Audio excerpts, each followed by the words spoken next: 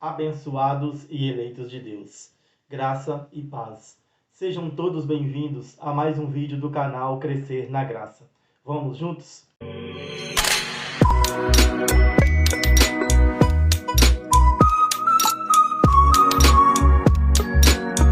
Olha, o tema de hoje é a posse de Jesus. Hoje a gente vai estar lendo em João, no capítulo de número 18, no versículo 33 ao 36.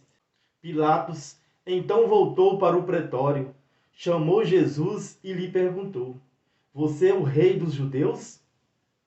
Perguntou-lhe Jesus: Essa pergunta é tua ou os outros te falaram a meu respeito? Então a gente observa aqui que Jesus nem mesmo respondeu a pergunta de Pilatos. Jesus já lançou para ele uma outra pergunta, porque Pilatos está querendo dizer se ele é o rei dos judeus. E Jesus já pergunta para ele: esta pergunta é tua ou é outras pessoas que falou a meu respeito? Respondeu-lhe Pilatos, no versículo 35: Acaso sou judeu?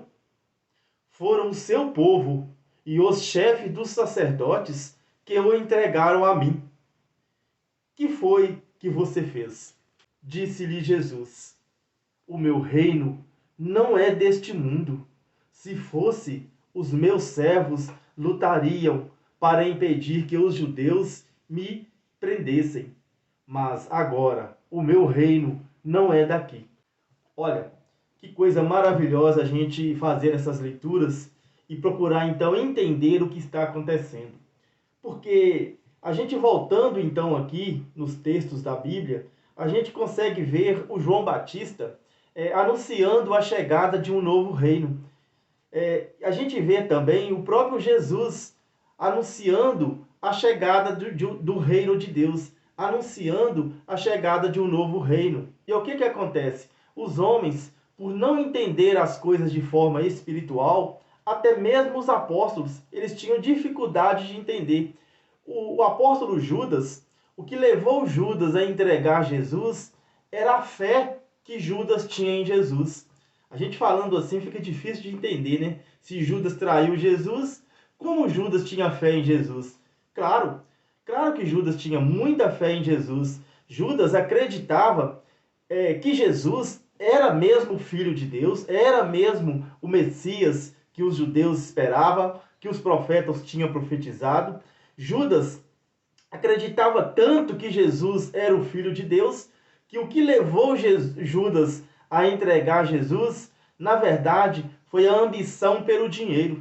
Exatamente. Judas tinha tanta convicção que Jesus era o Filho de Deus, que Jesus poderia se escapar, né, ali da mão dos sacerdotes, da mão do sumo sacerdote, da mão dos romanos. Judas foi levando aquilo tudo até chegar ao ponto de entregar Jesus para os sacerdotes. Judas, então, ele viu a possibilidade de entregar Jesus e pegar as 30 moedas de prata. Você vê que o próprio Judas, quando chega ali os guardas do templo para prender Jesus, o que Judas tinha combinado com os sacerdotes, com os sumos sacerdotes? Assim que os guardas chegassem, ele ia dar um beijo no rosto de Jesus. Exatamente. E Judas, então, ao dar aquele beijo no rosto de Jesus, Judas fala uma frase com Jesus. Judas fala assim: salva-se, mestre. O que Judas queria dizer? Judas queria dizer o seguinte: eu creio, Senhor. Eu sei que você é o Filho de Deus. Eu estou pegando as 30 moedas de prata, mas salva-se, mestre. Eu sei que você pode se salvar. Não deixam eles crucificar você. É esta a convicção de Judas. Judas também tinha fé.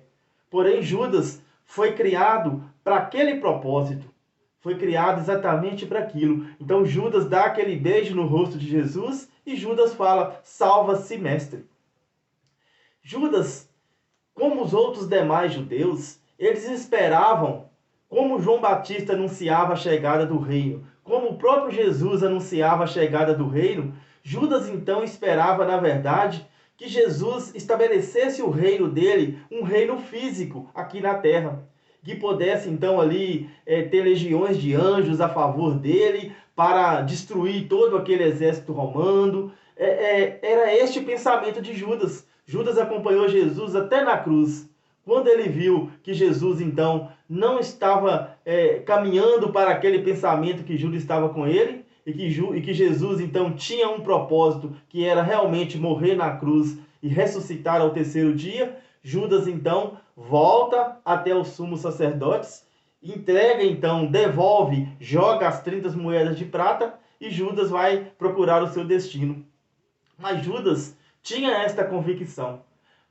E não só Judas, como muitos dos judeus esperava que Jesus estabelecesse um reino físico, né? Como tinha então o grande costume, principalmente no país de Israel, de ter os reis como Davi, Salomão, né? Que foi grandes reis. Tinha então ali o sumo sacerdote, que na verdade era como se fosse um rei ali que governava, né? Na área espiritual. Então Judas tinha esse pensamento, mas Jesus não veio com este propósito. Nós vamos ler aqui o versículo também que está em Atos dos Apóstolos, no capítulo 1, Atos, capítulo 1, no versículo 6. Então, os que estavam reunidos lhe perguntaram: Senhor, é neste tempo que vais restaurar o reino a Israel? Olha, a gente observa que aqui neste momento, em Atos dos Apóstolos, Jesus já tinha então sido morto ali, crucificado. Jesus já tinha ressuscitado. Jesus então estava aqui juntamente com os apóstolos e eles fazem essa pergunta para Jesus, porque eles estavam esperando Jesus estabelecer um reino aqui na terra. E Jesus já tinha ensinado para eles que o reino dele não era deste mundo. Este entendimento é algo maravilhoso. Nós precisamos também crescer nesse entendimento. Nós precisamos saber que Jesus tomou posse, mas não foi de um reino físico. Nós vamos estar voltando numa segunda parte desse tema, porque nós vamos trazer um entendimento mais claro. Saber que Jesus, sim, tomou posse, mas não de um reino físico, não de um reino desse mundo, porque ele mesmo disse: o meu reino não é deste mundo.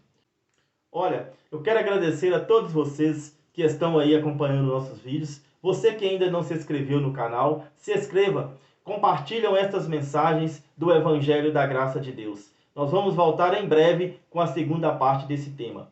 Um grande abraço a todos vocês, graça e paz.